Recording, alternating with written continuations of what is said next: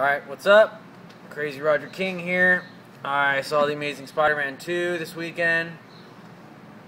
I had to go to a 10:30 p.m. showing. That's really late for me. I'm usually asleep by then. It's the only chance I had. I decided I'm going to go.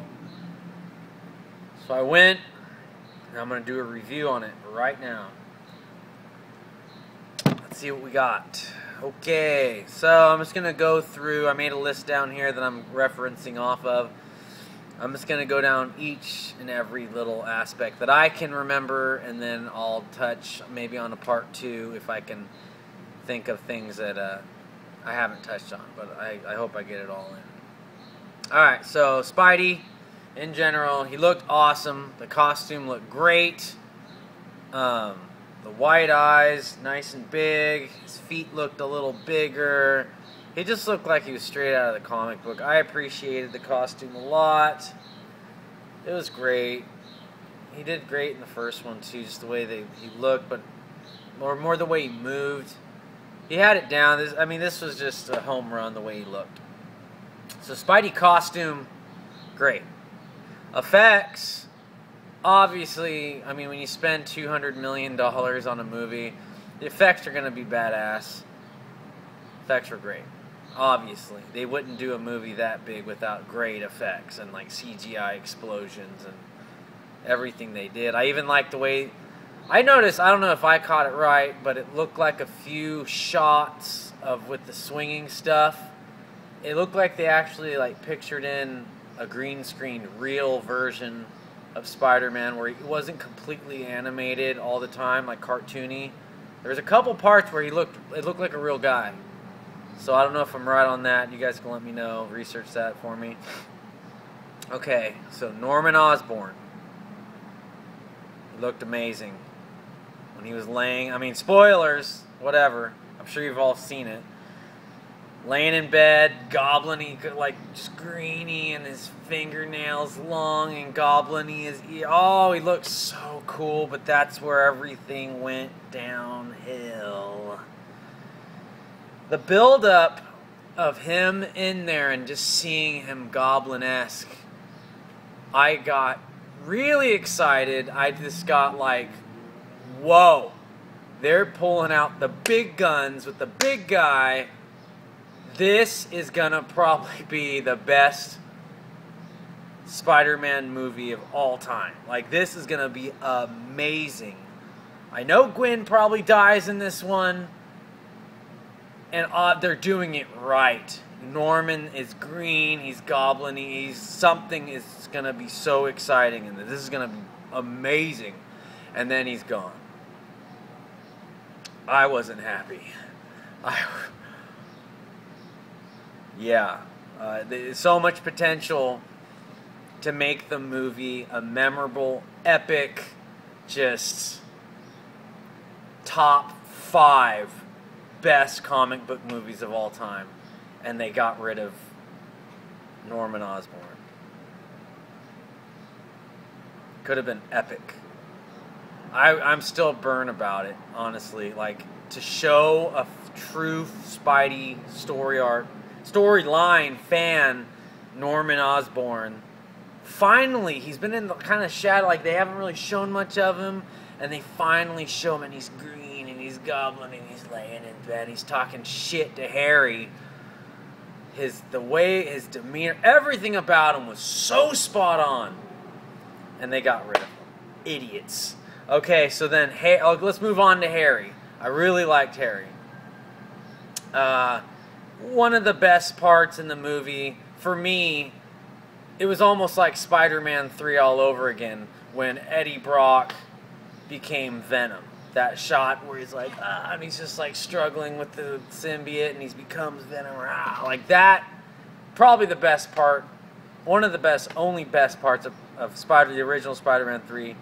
He had a good transformation after he put that spider venom in his arm and it didn't take, and he's crawling around, stuff's happening to his skin, he's screaming, he's a good actor. That guy was freaking awesome. I really liked Harry. He was awesome, spot on.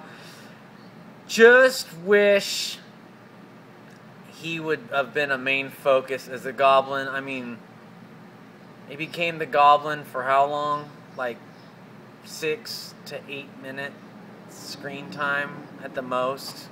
I loved his hair, dude. Like, even when he was transforming, his hair, like, towards the end of the transformation when he's crawling towards the suit, like, his hair just thinned out and just from ravaging around. So good.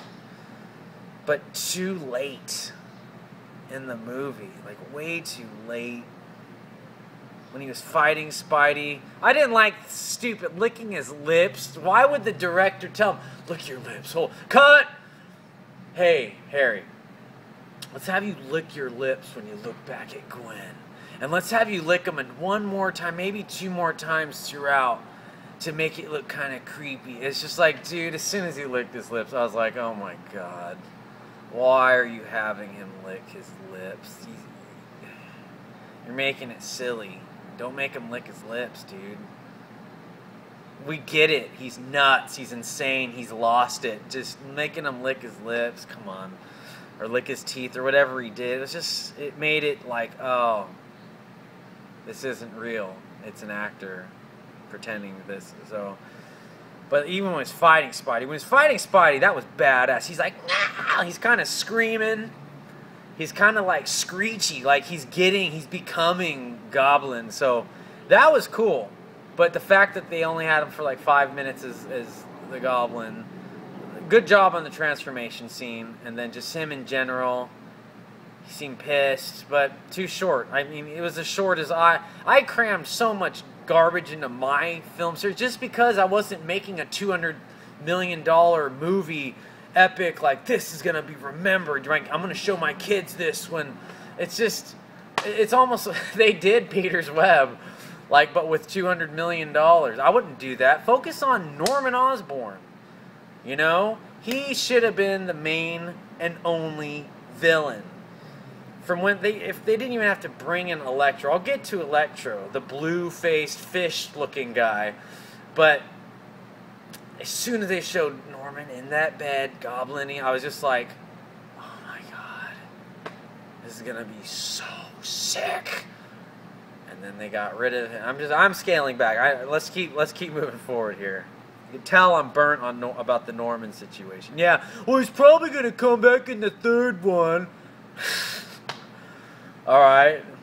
Okay, so Gwen. I mean, she does a great Gwen. She looks just like Gwen. She's just a great character. She's a great actor. She did a good job. Electro, I like Jamie Foxx in general. He's a funny guy. He's funny. You watch the interviews with him even about it, and he's funny. He's just naturally funny. But what the F? He looked like a blue electric eel. They made him like the most important villain of all time. How much screen time can you give a simple villain, a B-list villain? I'm not racist, but he's supposed to be white. A white, skinny, kind of like forgotten in the shadows, angry. When is it going to be my chance? They got that, but let's just get rid of the green and yellow and black. Let's make them blue and fish-like. Let's make them look like the eels that he fell into. He looked like fishy. And let's take Watchmen, what they did in Watchmen, and do the exact same thing of him like floating with blue. But let's throw some blue spandex shorts on him. Oh my gosh. Yeah, and every fight became a music video. Like in the background, it's like, he lied to me, he stuck to me, they laughed at me, they did to me, they did to me. It's just, and then it goes into a dang dong dong. It's just into a full, like, I felt like people shouldn't be running and screaming in the movie, the extras. They should have been like bust into a dance routine. God, how many dance routines can you have in one movie? I mean, I felt like I was watching like one of those stupid credit card commercials. Oh, we oh, you know, it's just showing effing like a deer and people like a deer on a mountaintop and then random people, and then all of a sudden let's throw in a credit card scene where someone's running their credit card with their son for the first time, and then let's throw in like some people walking at the zoo, and let's have a silhouette shadow of 5 people holding hands in front of the sun. Like, everything became a credit card commercial montage.